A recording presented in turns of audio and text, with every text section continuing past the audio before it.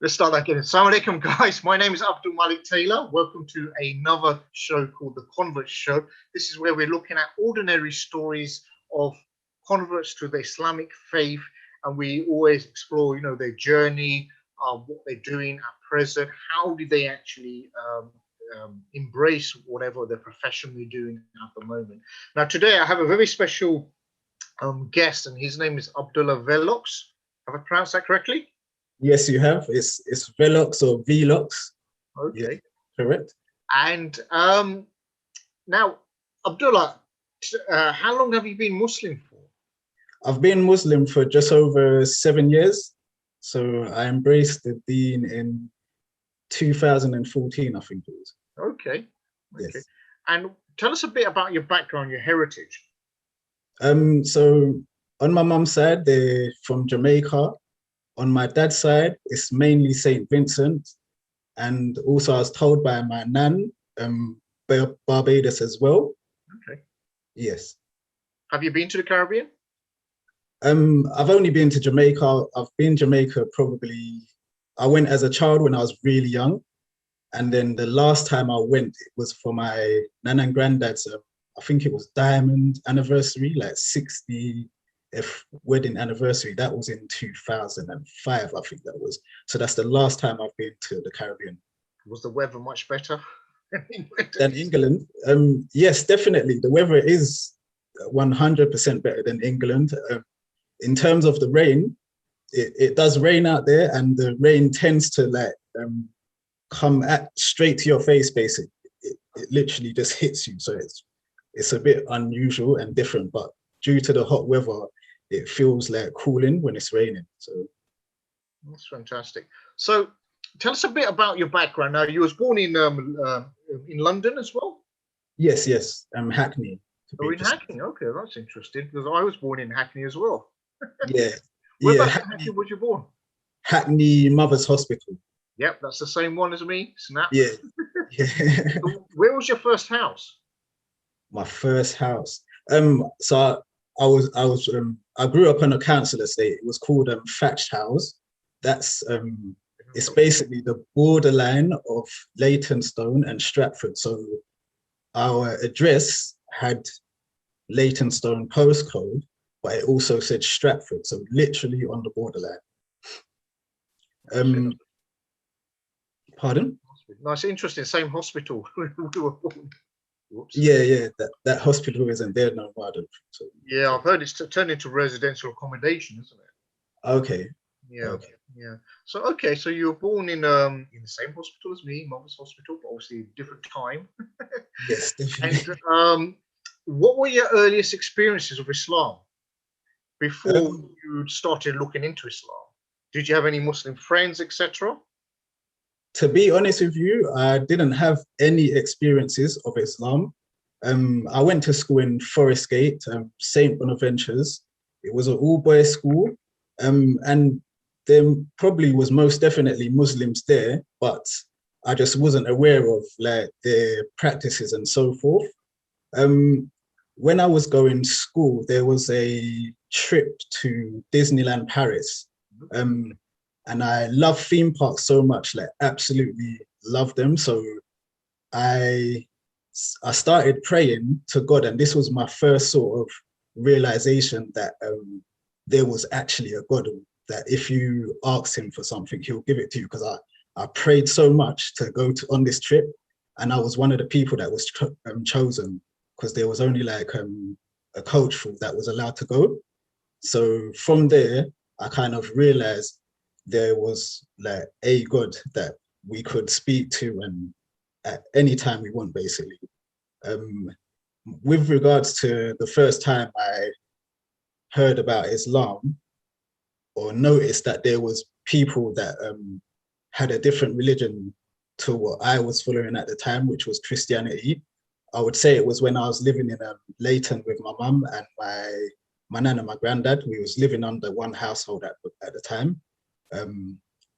And Leyton is a very it's a predominantly Muslim area. You will see a lot of Muslims. So that was sort of probably the first time, and I was around 16 at the time. So I had like Muslim neighbors and so forth, and I would see the Muslim men and women like dressed differently, and I never really questioned the difference between me and them. I just thought, okay, so I was Did you born find that different. maybe because they dressed differently, it kind of made you laugh at them? So I'll give you two examples. Internally, you felt, you know, what's going on here? Was that something that I experienced as well when I used to take my little, my small pet dog, um, a Jack Russell dog, for morning walkies? I used to see the Muslims going around about between 5 and 6 in the morning to the local mosque. And you know, I used to see them with the big bushy beard, their long dresses, and I used to laugh under my breath, thinking, you know, what are these guys on? You know? Well, so Whips Cross Hospital in Leytonstone, I was there one time waiting for an appointment with one of my friends, and we saw like an Asian guy walking past, and he had his trousers like very, very, very high, and like I don't know, like You couldn't see his hairy legs. no, he had socks. Oh, something. He had, yeah, he had socks on, but so his trousers were very high, and we like when we was young, we used to call that jack ups. Like your trousers are so high up. So to become Muslim and to be told that your trousers or whatever like sort of underclothing you're wearing has to be above your ankles, I kind of realized who that was. It was a Muslim that I was laughing at the time. And with regards to the woman, I think me and my friends, we had a lot of respect for them, and we kind of agreed that that was the no-go zone, because obviously I lived there, so I had a past where I may have like approached girls in the typical Western way, but when we saw Muslim women, we knew that was like the no-go zone. Yeah, so there was just that sort of respect for the Muslim men and women within the community because of how they presented themselves to the community. fantastic. So when did you come across any? Did you have a Muslim friend eventually? No, I didn't. But when I reflect back on my life, actually I had a friend. He was a Somalian, and his name was Abdi. But I never realized he was a Muslim. We were young, we were friends. We used to go out, play football and play runouts, had whatever games there was at the time when I was a child, like bulldog, this, that. But we never spoke about Islam, or I never said to him, I'm a Christian, and he never said to me, I'm a Muslim. We were just like children playing. Okay, that's interesting. So what started that interest in Islam? What started the interest in Islam? So I was a security officer from 2012 to 2016. And a lot of security officers know this, you have a lot of time on your hands. So when I first started working within the security industry, I used to just spend my time like watching films, watching soaps, and so forth. And eventually I got so bored of like watching film after film, soap after soap, that I started just doing research. And I was typing in random things, the real meaning of Christmas, the real meaning of Easter, and so forth. And it was giving me this information that was interesting, because it was telling me that a lot of these celebrations that I've been practicing, they have elements of paganism in there. So it was very interesting to like sort of read that, and I was like, okay, like, and I was just taking it in, and I wasn't kind of planning on action in anything and changing my stance on my religion. So my aunt, she introduced me to, well, she wanted to introduce me to my current, well, my wife, alhamdulillah. But because of my like security job, I kind of like didn't like accept that sort of proposal at the time, because I was very busy. But eventually we met up and so forth, and we're now married, alhamdulillah. So Your wife a revert as well? no, she's not a revert. She was born Muslim. So from meeting my wife, and again, even though she was a Muslim, she never gave me dawah. She didn't give me dawah. She never used to say anything about Islam really, nothing at all. She went about it the other way. She was more interested in my religion and was asking me things about Christianity, and I was kind of, I wasn't too like, I didn't really want to speak about my religion. I wasn't interested in religion at the time. So and yeah, back to when I was working within the security industry, I had like a colleague, like my manager, and we used to have like a lot of discussions about life, like the purpose of life, and we came to the conclusion that musicians were there to entertain, and doctors are there to help us, and police officers are there to protect us, and so forth. And so through these discussions, he suggested to me to read the Quran because I have something in common with my wife. So I started reading the Quran, and what stood out for me was when it started to speak about the jinns, because I've had like a lot of experiences where I've seen things, I've felt things, and I've heard things which I knew was something unseen, but I didn't know where it is because in Christianity, we just call it evil spirits. And in my culture, like my Jamaican culture or Caribbean, you can say, we just say ghost, but the slang for it is doppy. So my nan, she would just say, oh, if you have these sort of experiences, it's a doppy, it's a doppy, it's a ghost. So that, like on reading the Quran, it goes into detail about these things, like it tells you what these things are and what they're capable of. So it kind of made me realize that these experiences, it wasn't just like a figment of my imagination, it was actually happening. And also just reading about the explanation, just reading about what heaven and hell what it looks like. And so if you end up in heaven, this is what you will wear, and this is the sort of things you will taste and eat and so forth. And if you end up in hell, this is going to be your experience, like eternal punishment and so forth. So this was like very interesting to me because in Christianity, I wasn't told about these things in so much detail. Now my granddad, he used to tell us that you must go to church, but he didn't explain to us why we must go to church. Like he just told us you have to. Did you at any time seek an answer?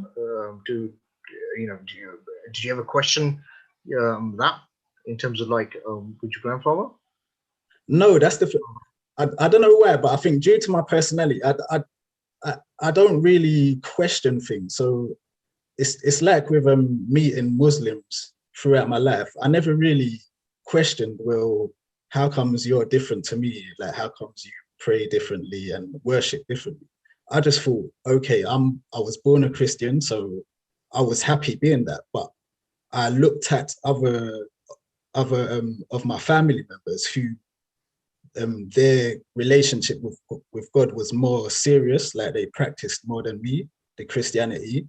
Like one of my elder cousins, like his name's Remuel. So I used to like look at him and wonder how comes his life is like different to mine. But I never really went out and looked for the answer. But I just used to have these thoughts and so forth. And yeah, so with my journey to Islam, it really started from the conversations with my work colleague, like because it made me pick up the Quran, and I started reading it, and it just went from there really. And also, I think it was 2014. I went on holiday to Tenerife, and I came back, and like, obviously everyone kind of knows what Tenerife is like as a sort of holiday. Like there's a lot of like music and alcohol and so forth. So I came back and I kind of felt I didn't want to live this life no more. I didn't want to live it, but I didn't know how to change. So I ended up in like my local church in Chingford, like the first time I'd ever been in the church. And it was probably the most sincere dua I've ever made since being a Muslim, because I said to God, like, to just like, please help me and guide me to where I need to be. Yeah. And Alhamdulillah, I ended up being guided to Islam. Okay. Were there any what were the steps you took to come to Islam? So pretty much from the fact that my spouse, my wife, she was Muslim. She wanted to go and pray the Friday prayers, so I dropped her to the mosque, which is on Lee Bridge Road, and I parked like a few roads away, and I had planned to just sit in the car, but something made me get out. Like, something made me get out and go and speak to someone outside the mosque. So I went and spoke to someone, and I just asked them if I wanted They to. wrote you into the mosque after that. Yeah, yeah. I asked them, if I wanted to take my shahada, do I have to take it in the mosque, or can I take it anyway? He said you can do it anywhere, but if you do want to take your shahada, you can come in and we could do that. So I was like, okay. I walked in.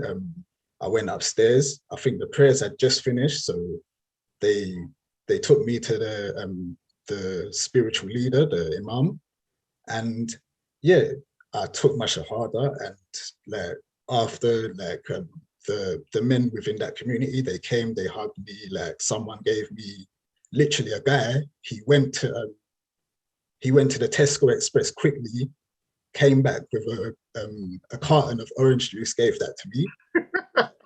Yeah, like that was the most, I don't know, like, that made me feel really good. And then also another guy, he shook my hand, but he shook my hand in like an unusual sort of way.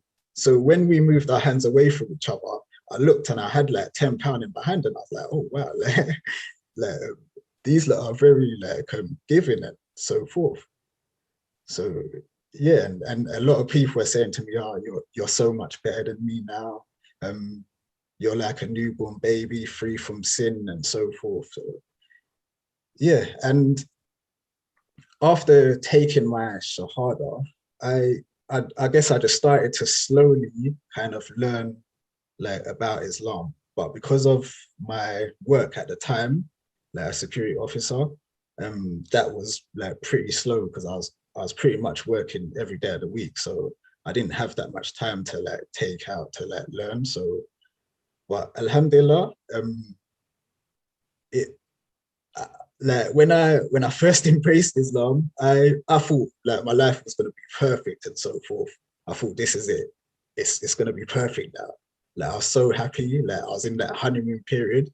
But yeah, it's been like a roller coaster. Like, you have your ups, you have your downs. But as I said at the start, I like roller coasters. So Alhamdulillah. Like, and as we know, like, the Muslims, we know that we're here to get tested by Allah with regards to our sincerity towards our belief. So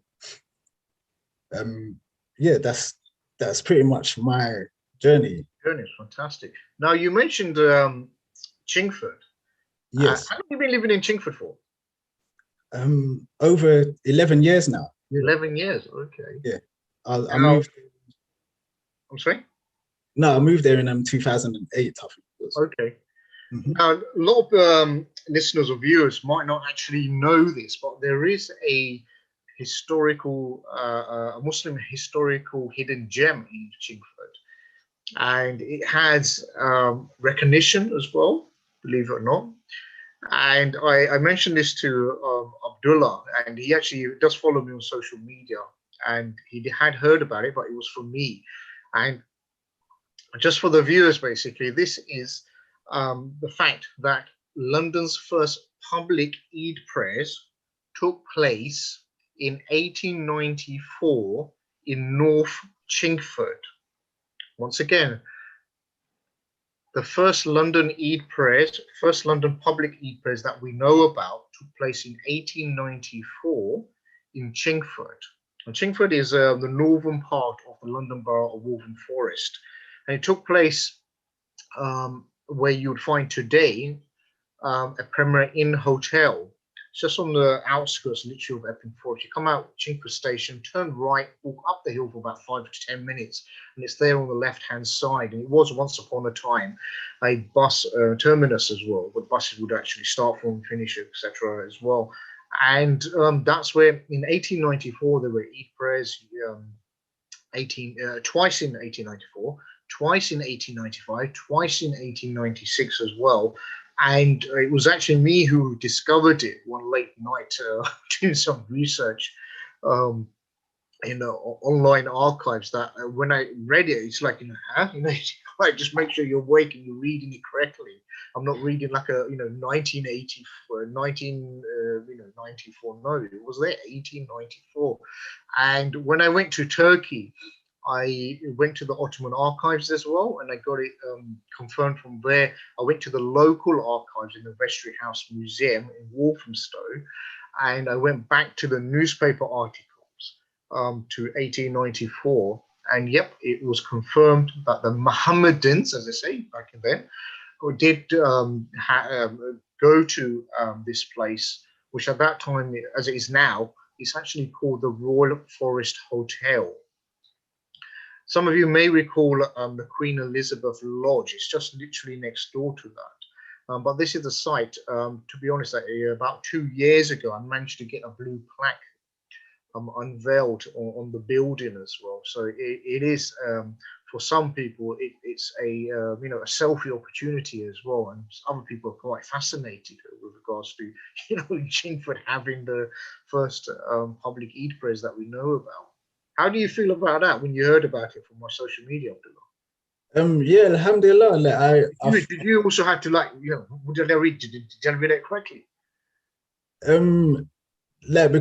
Because I follow like your social media, and you kind of update people on certain like historic facts within the UK and outside of the UK.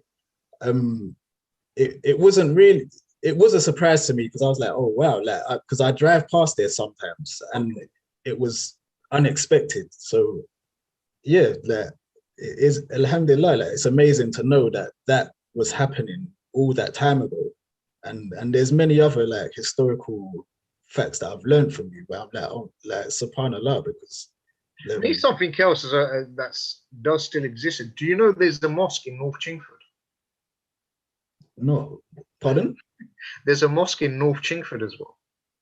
No, wait, which mosque are you talking about? Do you know the International Scouts headquarters in Gilwell Park? Oh yes, I know that. They've got a mosque there as well. Yeah. I've been to that mosque actually. Oh, you have? Okay. Yeah. I a few Ramadans ago, there was like a sort of retreat for Muslims, like, so it was organized by the brothers in Brixton. So yeah, I've prayed at that mosque and so forth. I've stayed at Gilwell Park, and yeah, alhamdulillah.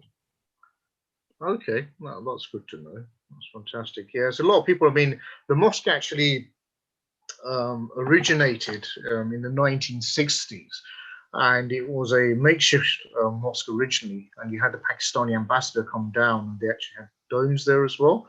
But it unfortunately got burnt down.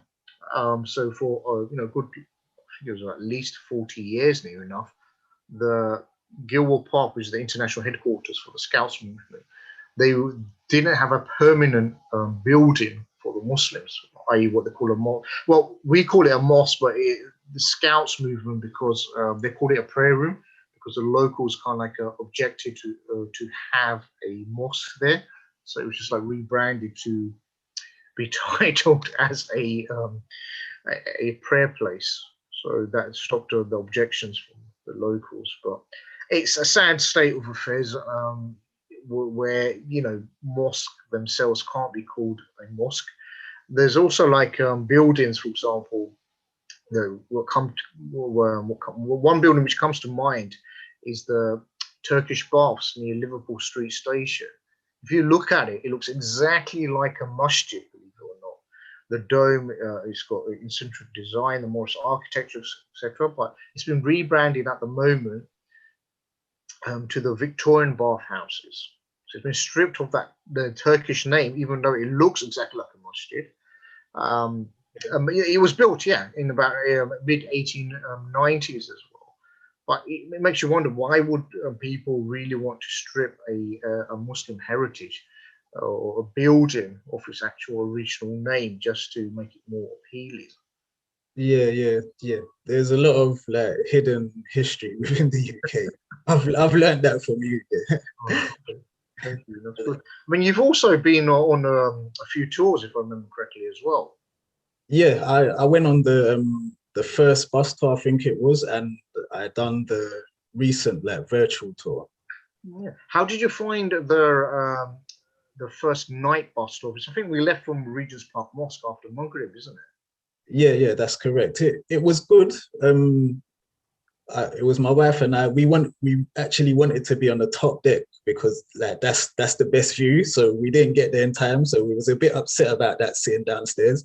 But yeah, it was still good. We like as well as telling us about the historical facts within like central London, you you pointed out to people like the like I can't remember there was a sort of like a photo that you would want to take like I think From the bus. in the middle of the London Eye you can see Big Ben or something like that. I think. Oh yes. There's a point in London that you can get strategically. You can find Big Ben um, in the middle of the London Eye, and that's where people like to take a photograph. So we did stop the bus there for a few seconds for people to take the photograph, and we also went up to London Eye as well, right up, which you can imagine it's fabulously lit up. But to go there more higher up and take photographs, there were, as I say, a lot of people. Mouse were dropping, and they actually found it quite fascinating, and they obviously took the selfies as well. Yeah. But yeah, but that's something that's going to be repeated on Saturday, the 5th of June, from East London Masjid. So there's an opportunity for other people to join, as they say, as well. But now, moving on a touch now. What do you do now, though? Because obviously you said that you're a gardener as well. Are you someone who really loves to do like landscaping and anything like that, or are you working your way towards it? I'm I'm currently like working my way towards like being a self-employed gardener. So I I have customers and their main like my main customers that are supporting me are my family and my friends. Um, so every now and again I'll do, for example, like my mom's garden, my friend's garden, and so forth. Um, at the moment, for some reason, I'm getting a lot of like weeding jobs, and weeding. I think most gardeners would agree that's not the best gardening job to be doing, that weeding. But like I can't be ungrateful, so I just go and I do the job, and yeah, alhamdulillah, and I get to like spend time with um say like my mom or my friend who I may not be able to see if I wasn't there doing that sort of work. So there's other reasons for being there. It's not just like for money, basically. So yeah. Um, so I didn't plan on being a gardener. I actually wanted to get into roadworks. You know, the guys that you see putting out the cones the most odd times, like when traffic is going to be at its peak. And yeah, I just wanted to be that person. But I contacted like an employment agency, and they suggested to me to if I would like to do a sort of gardening job. So I said, oh yeah, I wouldn't mind trying it out, because I'd seen that people within my local area doing the job and it looked interesting. So when I actually started the work, I, I realized how like therapeutic it is to like be outdoors and to be doing that sort of work. And also, like as a Muslim, we know that we get rewarded for, if we have the right intention, we can get rewarded for pretty much everything we do. So when you work for like local authorities, you don't just do gardening, you have to do litter picking. So like cleaning up your local area, that you can get rewarded by Allah for that. And also cleaning up like areas that will be used by like birds and the bees and so forth, you can get rewarded for that. So I kind of realized, I hold mean, on. what you're saying at the moment kind of reminds me. I had to remind my local masjid about handing out water bottles and cups of coffee. And unfortunately, the worshippers were leaving their rubbish on the street, on the road. And I was just quite, I was horrified. The dustbin bag was in, which was overflowing just by the lamppost or something. I had to inform the masjid and remind them, in terms of the cleanliness of the street. Cleanliness is half of iman. I had to remind them, and then by the following morning, they had cleaned it up as well. And I think it's become a regular point of advice they give to the worship: don't throw your rubbish away on the streets. Take it home or put it in the public dustbins. I mean, what else comes to mind, to be honest, is that, how many of us go to a masjid and how many masajid are actually handing out water bottles as well? What happens to the plastic? Yes, When are yeah, we going to see more people move to actual bottles like this? yeah, They can bring the water from home. It stays more cooler, than a plastic bottle as well. I think there are certain things, as I say, like, perhaps we need to move towards a green Ramadan or green iftar. Let's get rid of the plastic, put more onus upon the individuals themselves to actually bring their own water. Or what you can have, you can have a water machine in the masjid.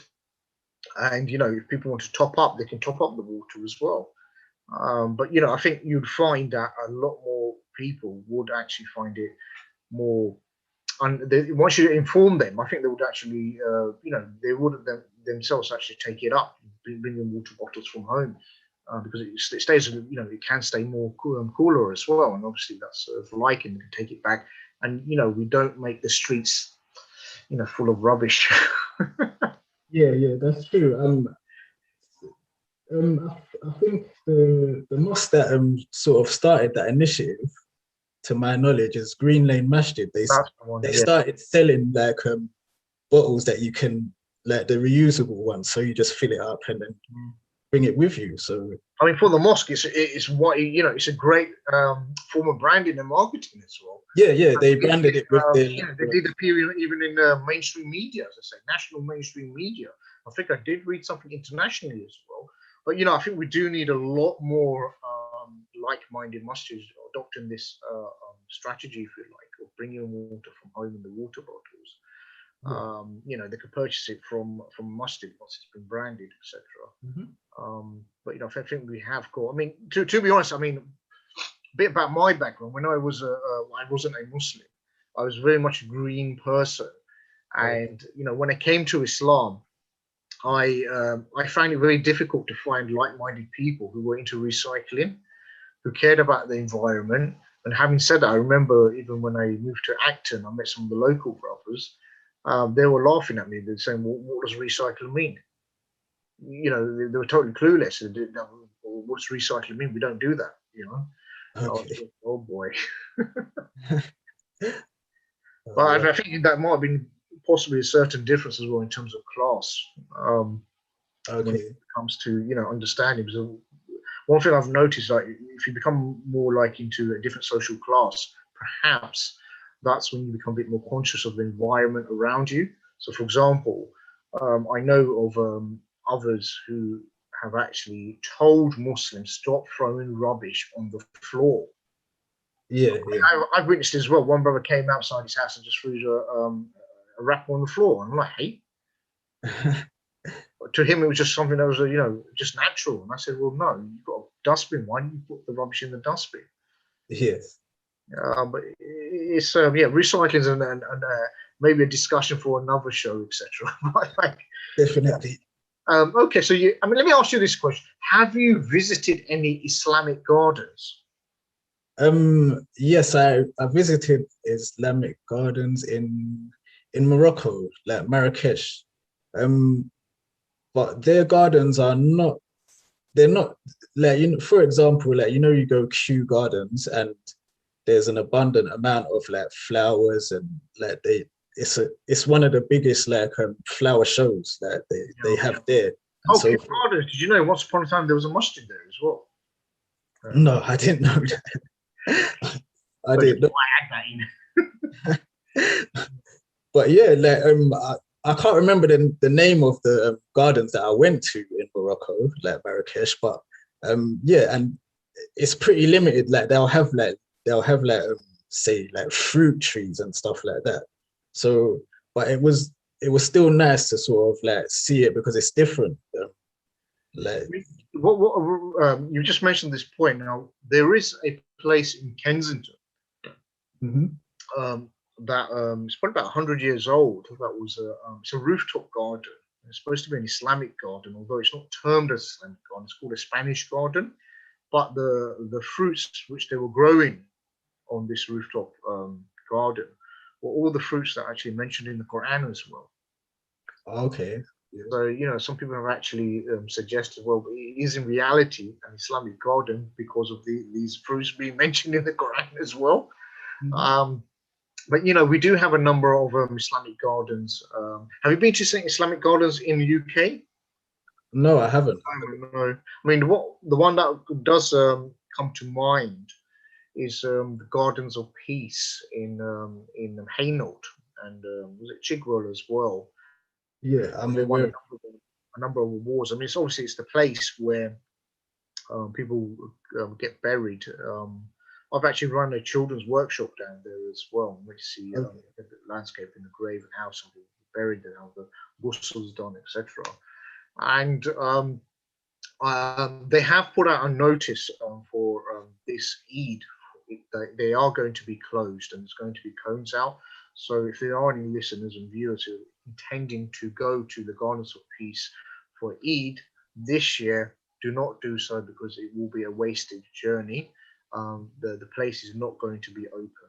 That's something that Gardens of Peace have actually sent out a notification. I thought just add that in. Well, we're Okay. coming towards the end of this show. Abdullah, Yes. what advice would you give to non-Muslims who are perhaps wishing to consider Islam? First and foremost, what advice would you give? I would say the time is now. Like, do not wait.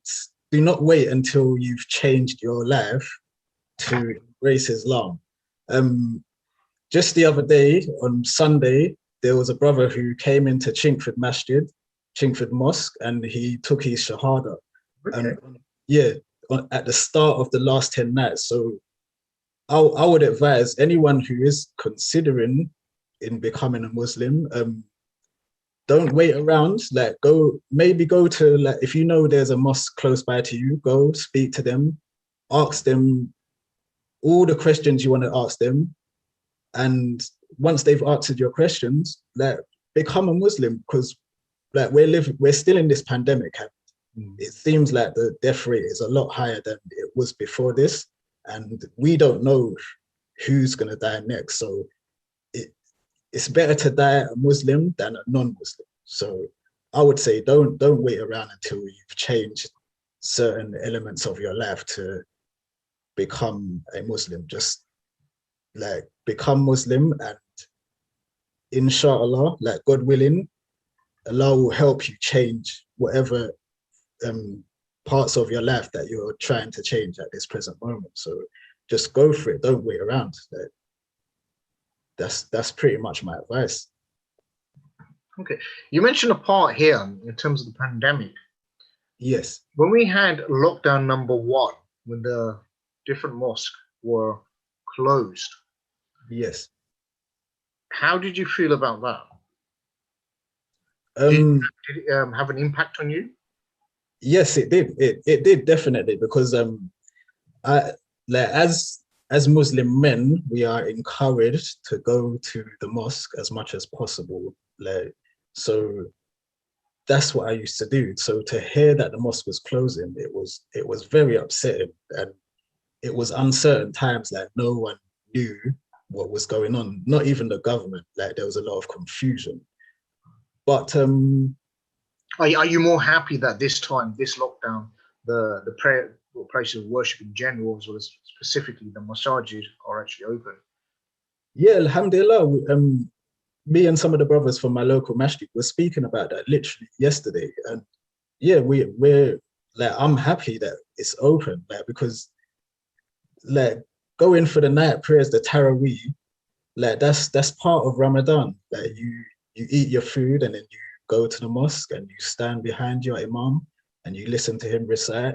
And like listening to the Quran, it penetrates your heart and it soothes you, it comforts you. So yeah, to be able to do that again this Ramadan, like no complaints. Praise be to Allah for that. I mean, to be honest, I remember the first Ramadan. Um, I think my mother had just passed away, and it was also she had a funeral then as well, and it was Eid, and although I spend Eid day by myself, the actual Eid Salah, I never prayed by myself before, and it was it was just totally something new. I've never, to be honest, looked into the ruling about praying Eid by yourself as well. I've always, found that you always pray Eid in congregation, and then there's also the difference between what a congregation is, etc., etc. But imagine praying Eid prayers by yourself in the place you live, and that was something I had to find out. I mean, I'm not saying I don't know how to pray the Eid prayers. I'm saying could Eid prayers be prayed by yourself? Because everyone was speaking about praying with your family members, and I'm saying, well, hold on a minute. How about those converts and people who live by themselves? How do they pray Eid? And I did find out, well, we can actually pray Eid by ourselves as well. So that was something. I think what was alarming for a lot of converts, especially those who live by themselves or who don't have that extended Muslim family, it was a very isolating experience of going through that lockdown number one. And a number of people are actually happy that the places of worship are open and they act as a form of communication. Well, not communication, probably. It acts as a place where we can connect with our deen more. Not saying that we don't connect to our deen, like our home, for example. Some of us probably do worship by ourselves. I've not gone every day to the masjid for Tarawih prayers and Qiyam. I prayed at home, and some of the best prayers I found for myself have actually been in my place, as opposed to having anyone else around me. So it is possible. The best places of worship can be your own abode, as they say. Sometimes if people go to the masjid, they probably think it's just too many drug distractions. Yeah, true. Now, how about any advice with regards to born Muslims who wish to return to their deen? Would you say that it's identical advice you would give? Born Muslims that wish to return to their deen. Yeah. Returners, as they say. I just as a disclaimer, I actually find returners to Islam different from converts to Islam, and sometimes that does become a point of discussion itself. And the reason I always give is that if you're returning to Islam, you've got Muslim families around you. If you're converting to Islam, it's very rare that you'll have Muslim family around you.